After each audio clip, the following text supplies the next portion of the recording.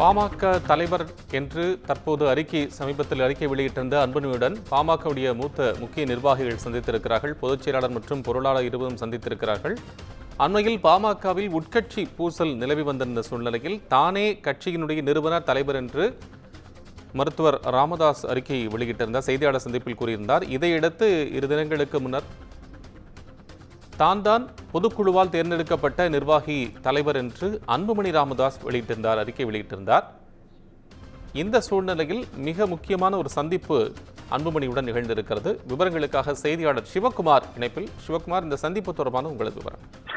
அதாவது கடந்த வெள்ளிக்கிழமை அன்னைக்கு ஒரு பிரச்சனை, அதாவது பாமக தரப்புல என்ன சொல்லியிருந்தாங்கன்னா, மருத்துவர் ராமதாஸ் ஒரு அறிக்கை வெளியிட்டிருந்தார். அதுல என்னன்னு பாத்தீங்கன்னா, பாமக நிறுவனர் மற்றும் தலைவராக நான் செயல்படுறேன், செயல் தலைவராக அன்புமணி செயல்படுவார்னு பரபரப்பாக பேட்டி அளித்தாரு.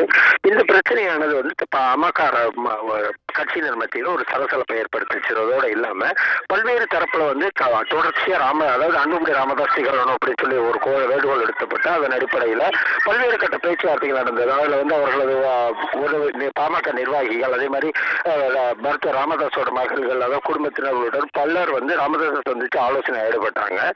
ஏறத்தாழ 5 மணி நேரத்துக்கு மேல நடைபெற்ற இந்த பேச்சுவார்த்தையில கடைசியா அவர் அன்புமணி ராமதாஸ் தலைவராக செயல்படுறோம் அப்படின்னு சொல்லி அவரே செயல்படுறார் அப்படிங்கிற மாதிரி அவர் ஒரு அறிக்கை வெளியிட்டு அந்த பிரச்சனை தற்காலிகமா முற்றுகைப்பில் வச்சாரு.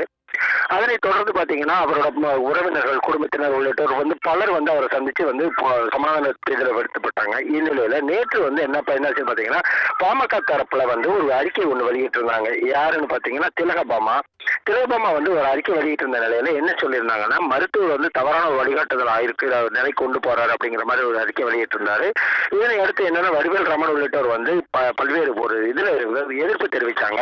இந்நிலையில வடிவேல் ராமன் மற்றும் திலகபாமா ஆகியோர் இன்னைக்கு அவர் திலகமணி, அதாவது மணிகரம் அன்புமணி ராமதாஸை சந்திச்சிருக்கிறாங்க. சந்திச்சதை தன்னோட முகநூல் பதிவிட்ட ஒரு நிலையில அந்த பதிவுகள்ல பாமக தலைவர் அப்படின்னே சொல்லி அவர் தற்போது வரை அவங்க அதை நோட் பண்ணி இருக்கிறாங்க. அதே மாதிரி பாத்தீங்கன்னா அவங்க அந்த சந்திப்பை பல்வேறு கட்டங்களை வரவேற்பட்டிருந்தாலும் இதே சூழ்நிலை தொடருமா அப்படின்னு சொல்லி ஏற்கனவே பாமக கட்சியினர் யோசிச்சுட்டு இருந்த நிலையில அவங்க என்ன சொல்லியிருந்தாங்கன்னா, தொடர்ச்சியாக அவர் செயல்படுவாரு, அவர் இந்த பேச்சுவார்த்தை முடிவு கொண்டுச்சு அப்படின்னு சொல்லி ஜிகேமணி அறிவிச்சிருந்தாரு. அதே மாதிரி பாத்தீங்கன்னா பாமக செயல் தலைவர், பாமக தலைவராகவும் மற்ற எல்லாத்துக்குமே அன்புமணி ராமதாஸ் செயல்படுவாரு.